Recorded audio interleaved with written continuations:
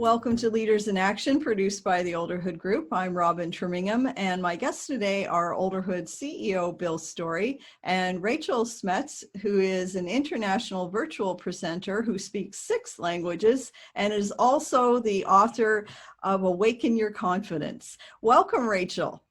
Thank you so much for having me, Robin and Bill. Thank you. Oh, it's so great that you're able to join us again today. In the part 1 of our discussion, because this is part 2, we were talking about a lot of the things that hold people back when they need to find employment, particularly with everything going on with the pandemic. So today, let's talk about some tips and ideas for overcoming all of these problems and things that are holding us back. Yeah, I think it's great because I'm an action taker, and when I work with my clients, it's like, okay, what actions can you take? I love that because it's good to know where you're coming from. It's good to know what's holding you back. It's good to know that you're stuck. It's good to know all of that. But what can you do today to change your future, right? And so we were talking in part 1 about, the fears that are holding us back, the stuckness, that negative mindset. And so I really enjoy talking about, okay, how can you grow that confidence and how can you grow into that positive mindset? And when it comes to fears, because that's really what most people, when I talk to people who want to change careers, who want to start their own business, then it's a lot of fears, fear mostly, especially because our age group and the target that we're targeting and working with is, 35, 45, you've been working in corporate, you have a career, you have the skills. And then there's the fear of losing money, the fear of finances, the fear in one big word of the unknown, right? Because you don't know what your future is going to bring. You don't know what's going to happen. You don't know, so it's the unknown. But you know what? What you don't know, there's a saying I'm thinking about now, what you don't know, you don't know. So why worry about what you don't know? So basically what I'm saying is, everything starts with being an unknown, right? I mean, the phone, it didn't exist. The pen, the table, everything started with being unknown. But then a thought was created, and then with the thought, everything started developing and it was created, right? So basically what I'm saying is everything starts with a thought. And then if you think, okay, I can do this and I can create my business and I am going to put in the effort to do that, then it can happen. And I strongly, strongly believe in that. And yes, it is. I'm not saying life is all rosy and I'm naive. No, not at all. But you have to start by trusting yourself and believing that you can achieve things, which is also turning the negative mindset into a positive mindset.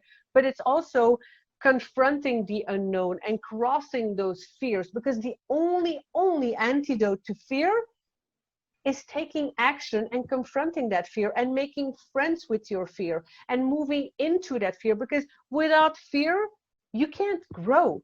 Think back into your life, everything that you've done, that you've learned in your life, the things that you achieved, there was this fear in the beginning, always. The first time you step into a train or a plane or you have a new job or a job interview, there's always this fear. But once you cross and you meet that fear, you grow. So I see fear as something positive, whereas everybody's like, oh, there's fear, it's negative, I need to stay away from it. No, fear is something positive, because with that fear, go towards it, take action, and then you will be growing. Because once you overcome that fear, you have this sense of victory, and psychologically, it's like, okay, I can do this, now I can do more and more and more. And that's how you take steps all the time. You can't be done with fear of flights or fear of heights or anything like that if you never go up to the first floor of a building. You can't overcome the fear of taking an elevator if you never enter an elevator. You always have to confront that fear. But fear is something positive because it will help you grow. And so just like the fear of failing, how can you know the fear of failing if you never take action and you never actually fail? And I always encourage people to make mistakes. And I say, I never make the same mistake twice. I make it 5 or 6 times just to be sure. Why? I Because love that. you have to make mistakes. Exactly. You have to make mistakes because when you make a mistake, you learn from it. When you fail, Yeah. you learn from it. Yeah, that's And right. the failure is the feedback that you learn from, and you grow and you can do it differently. And Edison, he took 10,000 attempts to do his, did he say like, oh, I failed 10,000 times? No, he did it again and again, and he did it differently every time. And Yeah. that's how you get to that. And so the failure is a feedback. The mistake are lessons learned. Let me Yeah. ask you about patience, because I think one of the things that adults struggle with, because, you know, we're used to being in control. We're used to knowing what we're doing. We're used to being experts, at least in some areas of our life. Yep. And when we don't do something really well the first time, or when we find that we're lacking in confidence, I think for sometimes we forget to be patient with ourselves and realize that you have to practice all of these really good things to get good at them. Yeah, absolutely. Absolutely. And, you know, patience is not my strong thing either. You know, we want things to happen yesterday, right? We want that job now. We want things to happen. We want to do something and then we want to see the results right away.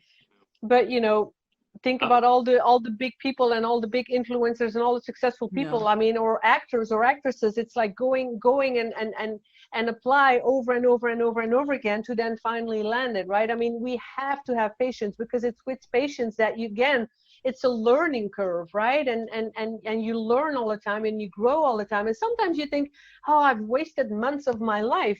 But you haven't, because you always learn. And equally, you learn what you want and you learn what you don't want. And it's equally important to learn like, oh, I tried this and this and this and I failed. Good. Now I know I don't want that. So let's go another route. Yeah, what was that old saying? It was said, God grant me patience. And I I want want it it now. Right now, you know. Yeah. I take your point about the failure. I write some ebooks and stuff like that, which are on our website. So we've got a new one coming out, and in that, one of the things I talk about is failing is not an option. And it says we hear that all the time. You know, managers set up committees or whatever it may be, and they say failing is not an option. I never followed that maxim. I never followed it. I said to, you know, staff or whatever, look, I don't want you to go out and fail. I don't want that. But if you fail, that's okay. Because if you tell them failing is not an option, you tie their hands. They're never going to experiment. No. They're too scared to make a move. They're too scared to come back and say, oh, I made a mistake. So I always said failing is not an option. That's not an option. Failing is not an option. I always like the idea of a baby, right? A baby is crawling and trying to make the first steps. So a baby's crawling, getting up, falling, you know, before it starts to walk. But do you ever get angry and say like, oh, you stupid baby, you don't even know how to walk? No. And that's an image that a lot of people understand, because why get angry at a baby? He's learning, he's falling, he's getting back up. But yet we are getting angry at ourselves. It makes no sense, right? Yeah, no, I mean, we call it experience. You know, you do, you're up there. That's experience. I mean, it's fine. Yeah. And I think the other thing to remember is that if you're trying to solve a big problem, you're not going to solve it all in one go.